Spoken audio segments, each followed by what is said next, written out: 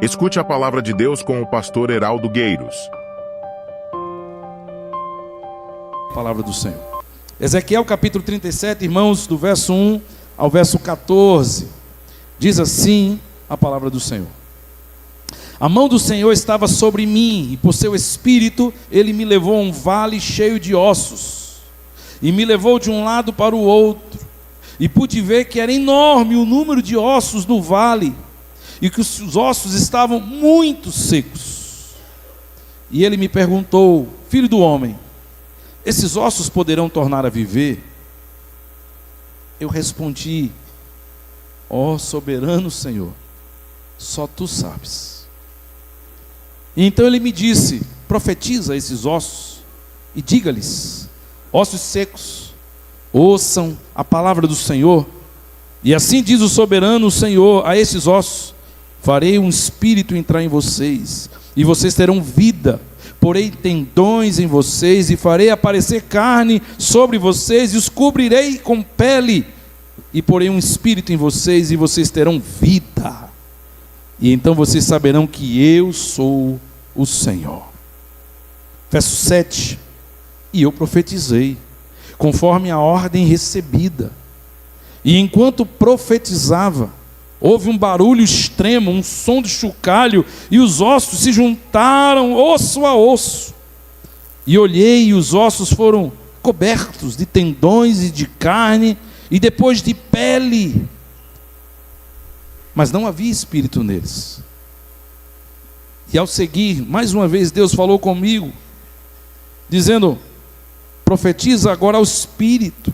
Profetize, ó filho do homem, e diga-lhe: Assim diz o soberano Senhor, venha desde os quatro ventos, ó Espírito, e sopre dentro desses mortos para que vivam. Profetizei conforme a ordem recebida, e o Espírito entrou neles, e eles receberam vida, e se puseram em pé, e agora já eram um grande exército. Então ele me disse: Filho do homem, esses ossos são toda a nação de Israel. Eles dizem: nossos ossos se secaram, e a nossa esperança se desvaneceu. Fomos exterminados. Por isso profetize e diga-lhes: Assim diz o Senhor: Ó meu povo, eu vou abrir os seus túmulos e fazê-los sair. Trarei vocês de volta à terra de Israel. E quando eu abrir os seus túmulos e os fizer sair, vocês, meu povo, saberão que eu sou o Senhor. Paizinho querido, obrigado, Deus, por essa noite, por esse primeiro dia de festa, pela oportunidade que temos, Senhor, de começar a refletir sobre essa passagem e sobre as lições que elas trazem para as nossas vidas. Permita-nos, Senhor, aprender a Tua palavra, ouvir a Tua voz e sair nessa noite profundamente abençoados e fortalecidos para a glória do Senhor. Nos ajude a entender o Teu mover sobre as nossas vidas. Nos ajude, Senhor, a recebermos essa unção de avivamento do Senhor sobre as nossas vidas, em nome de Jesus. Amém. Amados irmãos, o que se resume esse texto? Esse texto é uma visão que Deus dá ao profeta Ezequiel. Deus dá ao profeta Ezequiel uma visão de um vale, um grande cemitério. E Deus pergunta então ao profeta: pode reviver esses ossos? É óbvio, é claro, a resposta é objetiva: não, é humanamente impossível. O profeta vê uma situação comprovadamente impossível. Quem pode fazer aqueles ossos voltar a ter carne? Quem pode fazer aqueles ossos voltarem a ter vida? Quem teria poder para isso? Impossível. Mas aí o profeta responde com a sua fé. E ele responde a Deus dizendo assim: Senhor, é tu que sabes. Em outras palavras, a gente não, eu não, ninguém, mas o Senhor pode. Se o Senhor quiser, o Senhor pode como fazer. O Senhor sabe todas as coisas, o Senhor é que sabe. Depende do Senhor. Então o Senhor lhe diz: profetiza sobre esse vale de ossos secos. E então, irmãos, quando ele profetiza, o texto diz que o impossível acontece.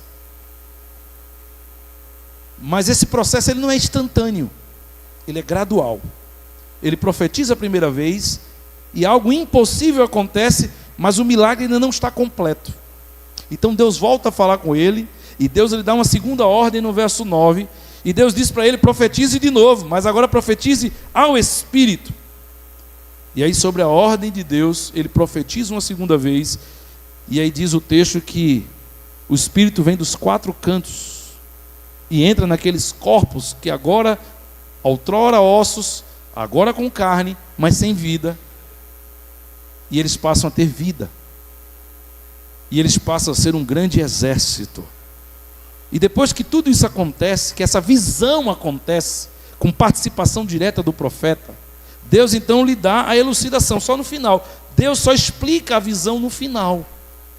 E o que Deus lhe dirá é: esse vale representa o meu povo de Israel. Amados irmãos, era exatamente isso que estava acontecendo com Israel. O povo de Israel, a nação de Israel, estava passando talvez por uma das maiores ou a maior crise espiritual da sua história. E para que eu, falando em crise espiritual, seja algo que você entenda o que eu estou falando, porque pode ser que você entenda crise de uma outra forma, eu defino crise, amados irmãos, quando aquilo que é importante é negligenciado. Crise é sempre quando aquilo que é o certo dá lugar ao errado, o errado começa a ser feito no lugar do certo. Crise, amados irmãos, é quando se perde o foco, se perde o amor, é quando se perde o temor, é quando se perde o fervor. É quando o que nós fazemos, muitas vezes, nem faz mais sentido para a gente porque fazemos. É quando o que fazemos, se não fizermos, também não faz muita diferença. Crise espiritual. O povo de Israel, amados irmãos, estava apático a todas as coisas de Deus. O povo de Israel, amados irmãos, estava simplesmente normalizando o que era errado, porque os outros povos faziam, porque muita gente fazia, então todo mundo fazia. O fogo da adoração, o fogo do culto, da devoção, havia se apagado. As leis de Deus estavam sendo uma a uma quebradas. E as pessoas não estavam em nenhum momento constrangidas ou entristecidas com isso. E talvez a pior das consequências de uma crise espiritual também estava acontecendo. Deus estava falando por meio de mais de um profeta e o povo não estava ouvindo. Deus estava dando sinais, Deus estava alertando do seu desagrado, do caminho que o povo estava indo, do que viria como consequência, e nada estava mudando. Talvez a pergunta que eu e você precisamos fazer: por que um texto como esse está escrito? Por que uma história como essa está registrada na palavra de Deus? Amados irmãos, Ezequiel 37, certamente por muitos motivos, mas um deles, ele está escrito para nos ensinar que a misericórdia de Deus, que é grande, extraordinária, imensurável, mas até a misericórdia de Deus tem limites. Esse texto certamente está aqui registrado, irmãos, para mostrar para a gente que os limites que a misericórdia de Deus tem foram estabelecidas pelo próprio Deus, para que a sua misericórdia, em algum momento da nossa vida, não se transforme em conivência. Por misericórdia, Deus coloca limites na sua misericórdia, para que ela não se torne conivência. Deus, amados irmãos, começa a tratar com o seu povo com severidade. Ele permite que venha sobre o seu povo um cativeiro, uma escravidão que vai trazer profundo sofrimento. Mas uma coisa que esse texto nos ensina também é que até a severidade de Deus é cheia de misericórdia. Deus vai ser severo, porque o seu povo foi alertado sobre a sua situação, sobre a sua crise espiritual, sobre a necessidade de mudar e não ouviram. E por isso, amados irmãos, a situação do povo vai terminar nessa disciplina e nessa correção. Mas o texto também nos ensina que toda disciplina de Deus tem um propósito. Aquilo que parecia irremediável, aquilo que parecia impossível, trazer aquele povo de volta a adorar a Deus, apesar de todos os esforços de Deus, com o coração duro que o povo estava, distante. A escravidão, irmãos, vindo como resultado dessa crise espiritual, como disciplina de Deus. Mas é essa disciplina que vai transformar e mudar e tratar o coração do povo. Deus não está feliz em permitir que isso aconteça. Deus avisou, Deus preveniu, através dos seus profetas e de muitas maneiras, Deus tentou evitar, mas o povo não quis ouvir. Então o cativeiro vem e consigo traz todos os sofrimentos de uma nação pagã e opressora que vem sobre o povo de Israel, que destrói a sua terra, que os leva da sua terra para uma terra estranha e vai agora obrigá-los a trabalhar forçosamente para eles. Apesar de toda essa dureza, irmãos, Deus está dando essa visão para Ezequiel, para que Ezequiel aprenda duas coisas. A primeira coisa que Ezequiel precisa aprender com essa visão de Ezequiel 37 é que toda crise espiritual produz um estado mortal. Quando eu e você estamos entrando numa crise, percebemos a crise, somos avisados da crise, vemos as consequências da crise, mas não nos mexemos, isso vai piorar. Vai chegar um momento que Deus vai ter que tratar com mais severidade comigo e com você. Como um pai que, vendo o seu filho se distanciar e andar pelo mau caminho e fazer coisas erradas, o pai, em algum momento, vai chegar para confrontar o seu filho. O pai chegará em algum momento para exercer a sua autoridade paternal por amor ao seu filho. Porque seu filho precisa ser repreendido. Porque o seu filho precisa ser exortado. Porque o seu filho precisa ser trazido de volta. O estado mortal que uma crise espiritual nos coloca é algo irreversível. E Deus, por amor, não nos permite continuar numa crise espiritual por muito tempo. Essa é a primeira coisa que Ezequiel precisava aprender. Mas a segunda coisa, amados, que Ezequiel precisa aprender também, é que a disciplina sempre tem um propósito. E o propósito é nos trazer de volta para o centro da vontade de Deus. O pai que disciplina e corrige, o faz com o amor de trazer o filho de volta para o centro da sua vontade. A visão que Deus dá a Ezequiel é uma visão completa, começo e fim. E o fim desta visão, irmãos, é que a misericórdia de Deus é quem prevalece. No fim desta visão é que a bênção de Deus, o amor de Deus permanece sobre o seu povo. No fim dessa visão, Ezequiel tem a certeza que através do cativeiro, através da disciplina, Deus restaurará o seu povo. Aquele vale de ossos secos vai terminar como um exército vivo. Mas vai ter que passar pelo vale. Vai ter que passar pelo cativeiro.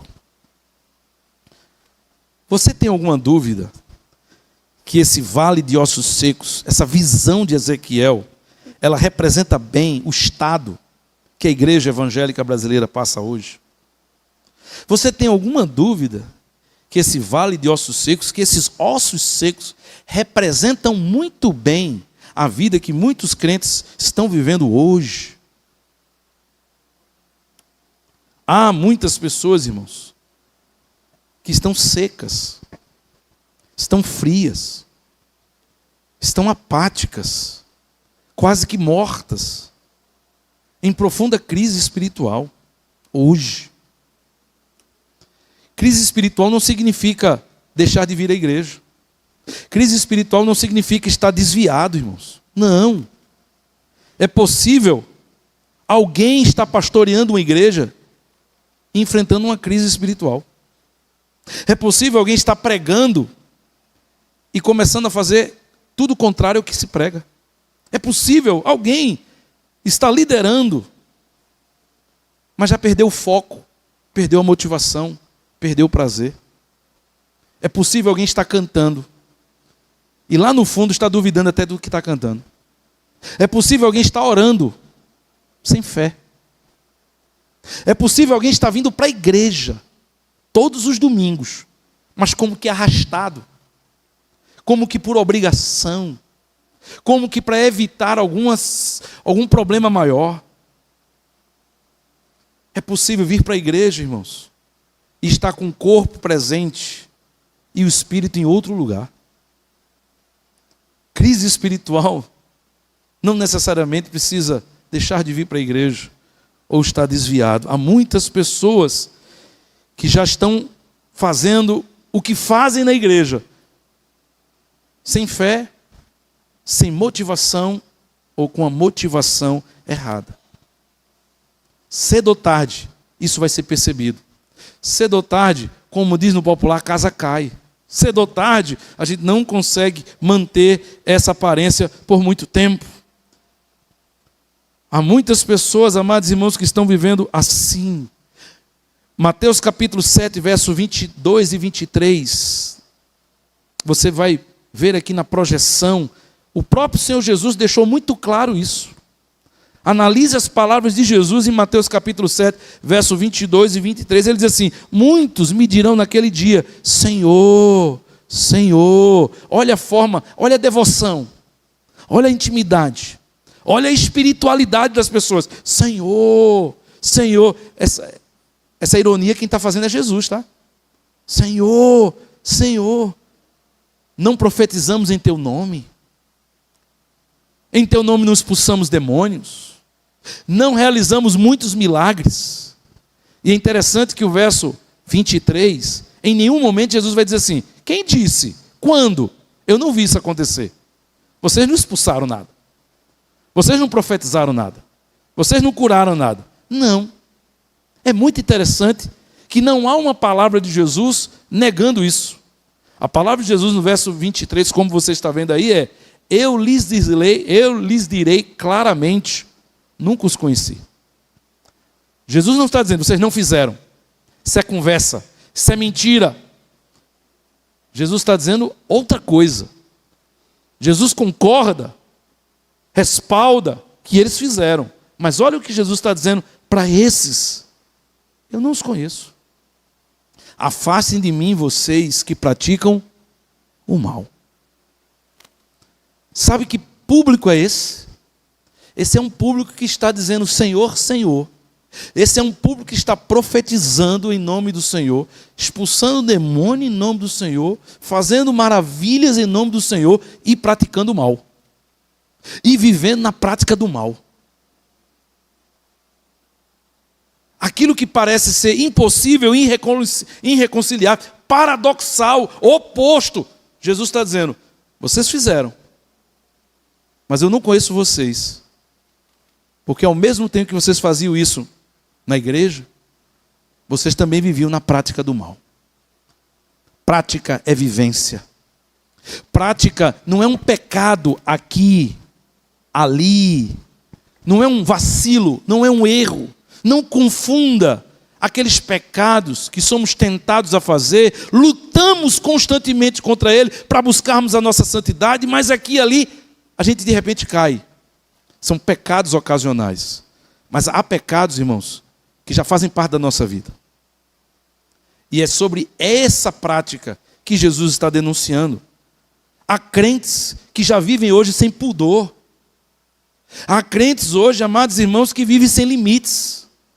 Há muitos crentes hoje dentro da igreja e atuando na igreja que tem boca pornográfica, que participam de festas carnais, que vivem um estilo de vida mundano. Há muitas pessoas hoje dentro da igreja que não conseguem mais perceber que perderam os seus limites, que não conseguem mais fazer a associação entre o certo e o errado. O limite está muito extenso. A liberdade está muito grande e ele não percebe a crise que ele está, a escravidão que ele está. Porque quando ele deixa de fazer isso, ele se entristece. Há muitas pessoas que se não viverem dessa forma, se tentarem viver como um cristão precisa viver, eles entram em depressão. Porque eles acham que é uma vida sem graça. Eles não percebem a crise em que estão. O quão mundanizados estão. Nós não precisamos de atividades na igreja.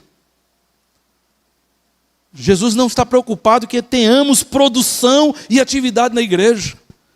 O que nós precisamos é de santidade.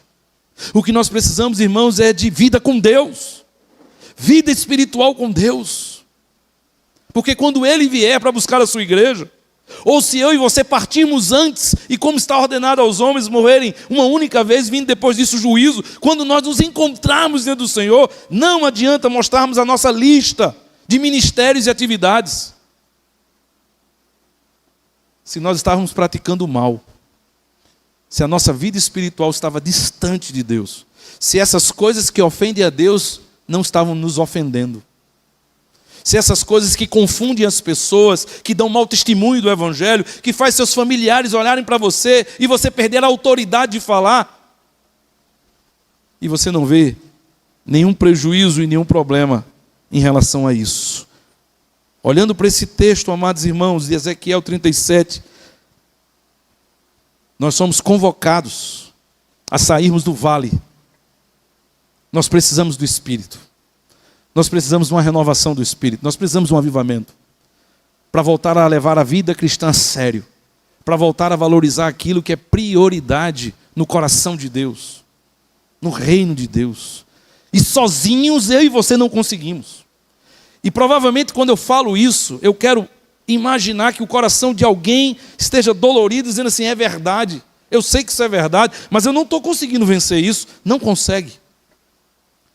Por isso que nós precisamos olhar para Ezequiel 37. Para aprendermos, irmãos, que para sair do vale dos ossos secos e voltar a ter vida, nós precisamos, em primeiro lugar, de uma intervenção sobrenatural de Deus.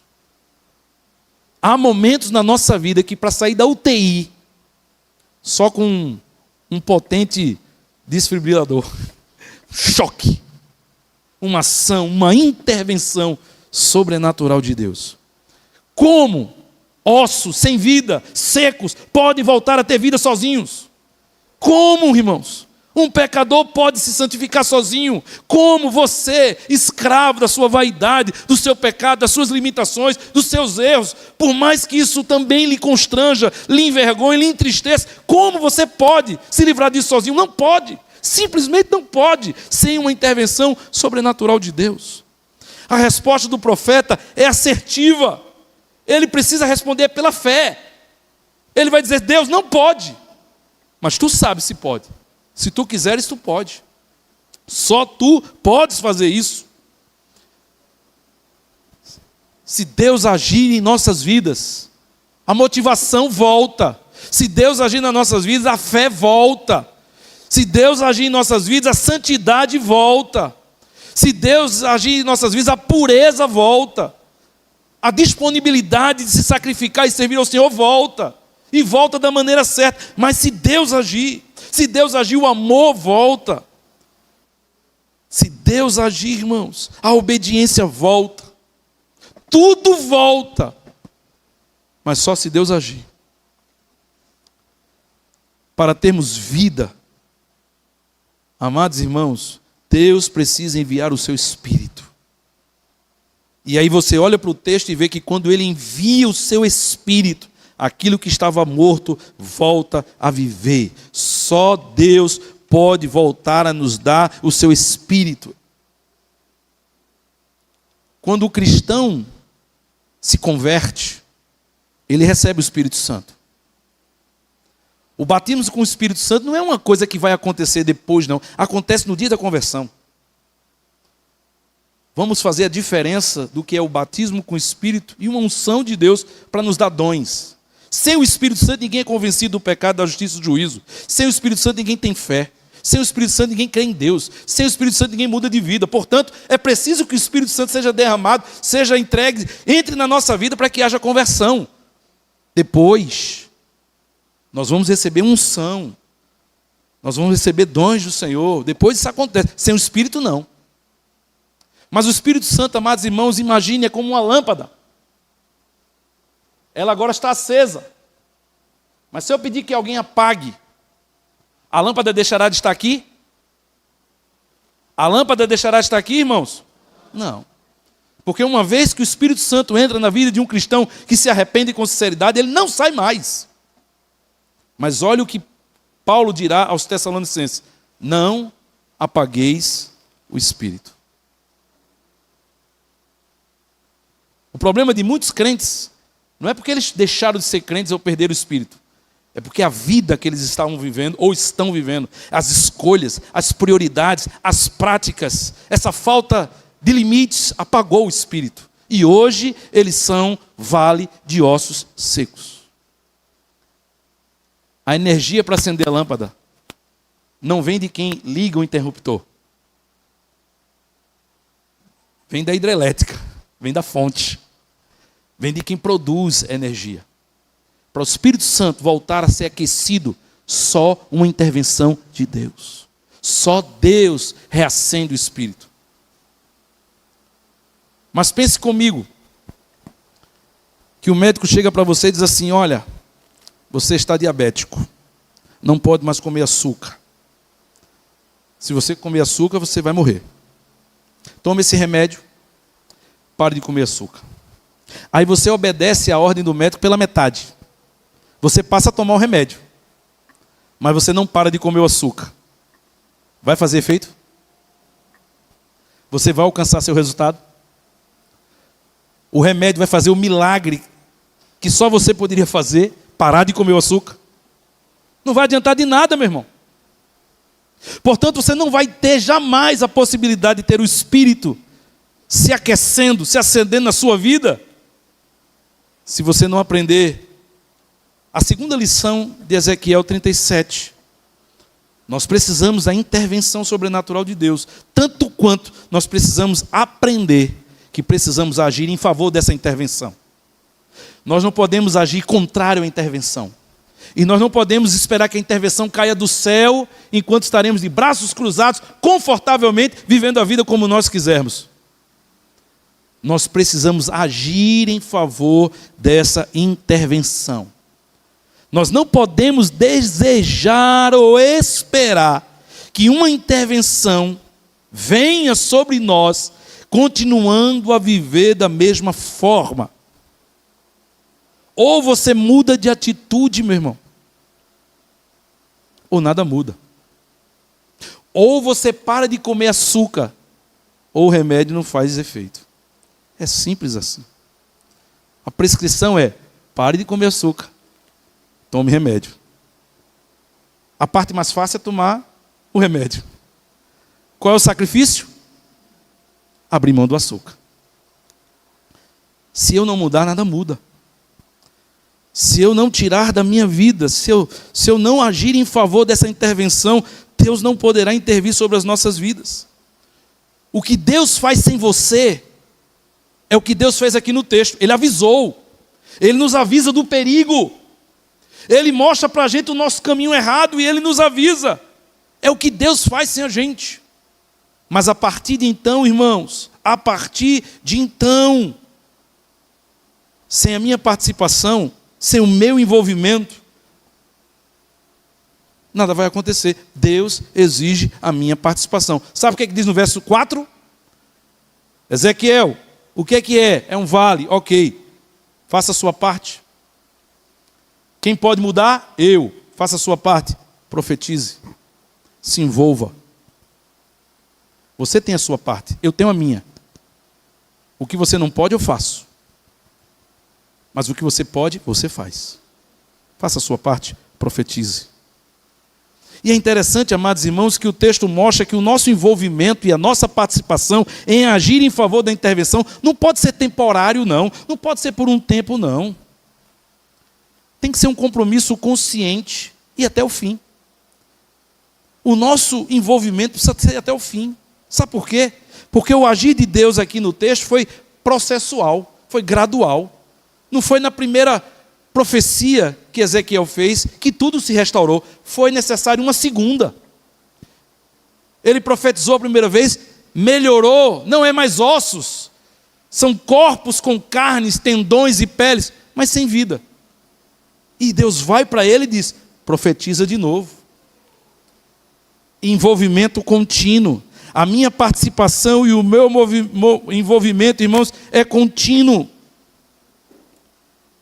E aí é interessante você perceber qual é o instrumento que Deus usa para restaurar o osso, a carne, e da carne a vida. Qual é o instrumento que Deus usa?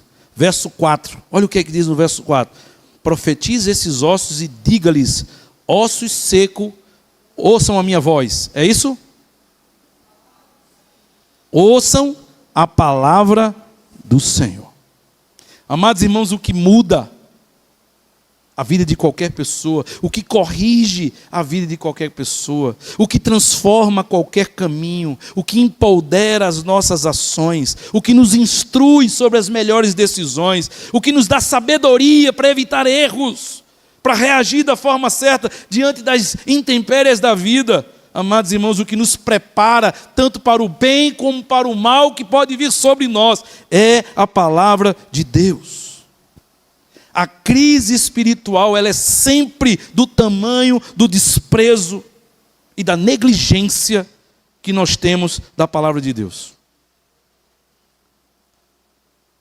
Não espere jamais nem um pastor, nem qualquer líder, muito menos um cristão comum, ser um super crente sem leitura da palavra, sem estudo da palavra, sem compromisso com o alimento da palavra. Você pode exercer ministério, mas sem palavra, eu e você seremos anões espirituais. A gente não cresce. Não haverá mudança. As falhas virão e nós não teremos força para resisti-la. Nós não teremos sabedoria para resisti-la, para tratá-la, para mudar. Nós vamos continuar cometendo os mesmos erros. Não espere, não acredite que você um dia chegará a ser um grande cristão espiritual quando você mal pega a sua Bíblia. Isso não vai acontecer. Sinto muito, mas isso não vai acontecer. A palavra de Deus, irmãos, ela não falha. A palavra de Deus, ela não volta vazia, mas ela é poderosa e eficaz para cumprir o propósito do Senhor. Se você deseja a intervenção de Deus, dedique-se à palavra.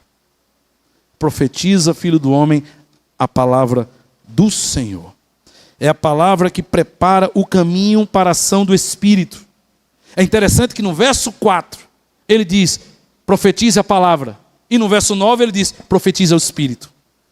Porque o Espírito só vem quando a palavra faz a sua parte, quando a palavra semeia o terreno, prepara o caminho, deixa o nosso coração e a nossa vida preparada. Sem palavra, o Espírito não tem como agir. É o processo de Deus. Não é o meu processo, não é o seu processo, é o processo de Deus. E é por isso que ele profetiza no verso 4 a palavra. E no verso 5 ele profetiza o Espírito. E o texto diz que dos 4 ventos do canto, o Espírito vem e entra naqueles corpos. E aqueles corpos se enchem de vida. Efésios capítulo 5, verso 18. Eu estou chegando ao final dessa mensagem. Mas eu quero lembrar essa exortação tão importante que o apóstolo Paulo deu àquela igreja. Ela diz assim, não se embriaguem com vinho, que leva à libertinagem, mas enchei-vos do Espírito. Mas se deixem encher pelo Espírito. Nós estamos nos enchendo das coisas erradas. Nós estamos nos enchendo frequentemente daquilo que é confortável, que é prazeroso, daquilo que o mundo tem em abundância para nos oferecer. Nós nos enchemos dos nossos amigos, dos nossos prazeres, dos nossos projetos pessoais. Nós construímos castelos incríveis em volta das nossas vontades e continuamos vazios na presença de Deus. A palavra de Paulo é: não se encha com coisa que não leva a canto nenhum. Não se encha com coisa que é vaidade, que não é tesouro no céu. Enchei-vos do Espírito. Eu e você precisamos do Espírito para que haja vida, para que nos tornemos um exército vivo nas mãos de Deus. Quem não passa pela intervenção de Deus, irmãos, vai continuar no vale dos ossos. Quem não passa por uma intervenção de Deus, irmãos, continua vivendo uma crise espiritual e não tem como sair sozinho. Precisamos de uma intervenção. Para receber a intervenção, precisamos agir em favor dessa intervenção. E a forma de agir em favor dessa intervenção é a palavra, se voltando à palavra. Para que o Espírito possa trabalhar em nossas vidas. Inevitavelmente, irmãos, se eu e você, em breve, queira Deus hoje, mas em breve, queira Deus, que se em breve nós não formos visitados por uma intervenção de Deus, muitos de nós poderemos morrer no vale de ossos secos e perder irremediavelmente a bênção do Senhor. Não faça isso. Não faça isso. Não permita que isso aconteça na sua vida. Ezequiel 37 não é um retrato de um Deus tirano, disciplinador, cruel.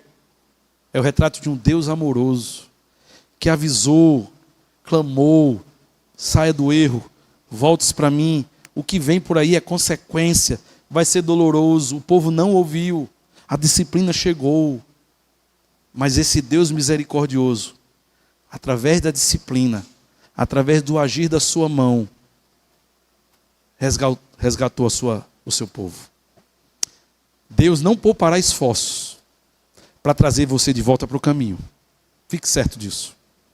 Deus não poupará esforços para tirar você do vale, porque você é precioso, porque você é um vaso eleito, especial na mão dele. Você sabe disso. O quanto Deus já investiu, o quanto ele já te livrou, o quanto ele já cuidou de você.